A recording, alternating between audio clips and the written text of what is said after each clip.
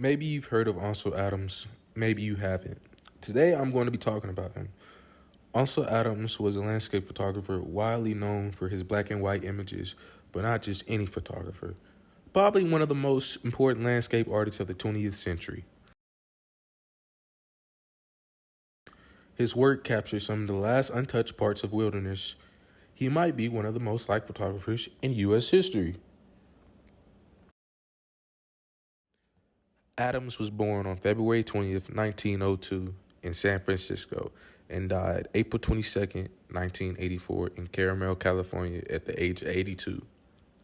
When Adams was 12, he was pulled out of school by his father because he was a rebellious and hopeless student. He then became a self-taught musician and was said that he was a highly gifted pianist. He was gifted his first camera in 1916. It was a Kodak box camera he took naturally to photography. Throughout the 1920s, he worked as a janitor for Sierra's Club Lodge in Yosemite National Park. This is where he created many of his first published landscape photos. Some of his most powerful work came from this time period at the Sierra. His first acknowledged photograph was the monolith, The Face of Half Dome, 1927. By 1930, Adams had left his love for piano and devoted himself to working on his photography. And in 1932, he helped co-create the group F64, a group dedicated towards capturing life through unmanipulated, pure documentation. By 1935, the group had disbanded, but their ideas have influenced the direction of photography and photographers, so much enough that there was even a book published in 2014 about their ideas and concepts. In 1933, Adams opened up his own gallery in San Francisco, and in 1935, Adams published a book called Making a Photograph. This book was a guide to techniques in photograph. He used many of his photographs as illustrations and examples. In the 1940s, Adams focused less on capturing nature and started to explore the world to capture breathtaking sights. In 1941, Adams developed a zone system for developing film. The 11 zones in Adams' system were defined to represent the gradation of all different tone values you would see in a black and white print. Some awards that Ansel Adams received in his lifetime include the 1946 Guggenheim Fellowship for Creative Arts Award, the 1963 Sierra Club John Muir Award, the 1980 Presidential Medal of Freedom, and the 1981 Hasbro Award.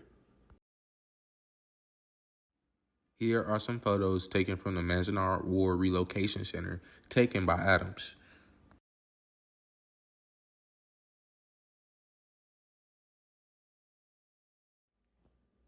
From a technical perspective, Adams was very determined to capture life and nature as it is. Before 1930, he hand-colored his photos, but after that he stopped. He wanted people to see the unmanipulated photo. For the better part of his career, he only took black and white photos. One thing he always captured in his photos was the sky. The weather always played a big part in how he took his photos, and it would either complement the subject of the photo or the subject of the photo would lead you to the sky. The time of day Adams would pick to shoot his picture would always be specific. This is how he was able to create shadows that contrast across the picture. He positioned his camera for still shots in a way that the photo would always be compelling, and he liked using low rising angles. From a personal perspective, when I first looked at his photos, they were calm and gave me a sense of peace. His work makes me curious of what the places actually could look like in person and what the places look like in color. The landscape pieces he captured were always unique and captured from a different perspective in the environment. He will always include a piece of the background environment in his photos in some type of way. Looking at his photos, they honestly make me want to go travel and exploring.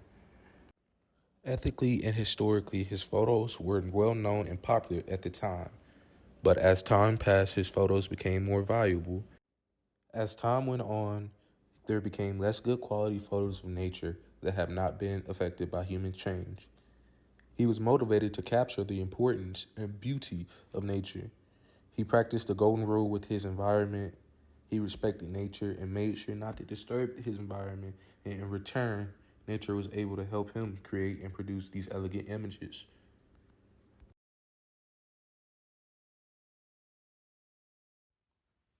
For my riff on Ansel Adams' work, I tried to replicate my own version of Sand Fence, which he took in 1974 in Keeler, California. This photo was taken near the later part of his life. I felt like this was something I could recreate because the scene was not something as secluded as others. I wanted to start by recreating the photo by taking it in black and white. In Ansel's photo, you have lines leading you to the sky and a hard shadow cast by the fence. It was shot at a medium angle and I felt calm when I looked at it. I tried to recreate this feeling by shooting an empty courtyard. I wanted the courtyard and the sidewalk in the building casting the shadow to lead you to the bell tower, which would point you to the sky. I wanted to recreate that feeling of catching what could be a crazy place at a time of peace. As shown throughout the presentation, I've tried to mimic and stay true to Adams' theme of black and white. Throughout this presentation, I've tried to keep a calm tone, which is what is present in his photos. In conclusion, Ansel Adams was a pioneer in photography and a truly intelligent person.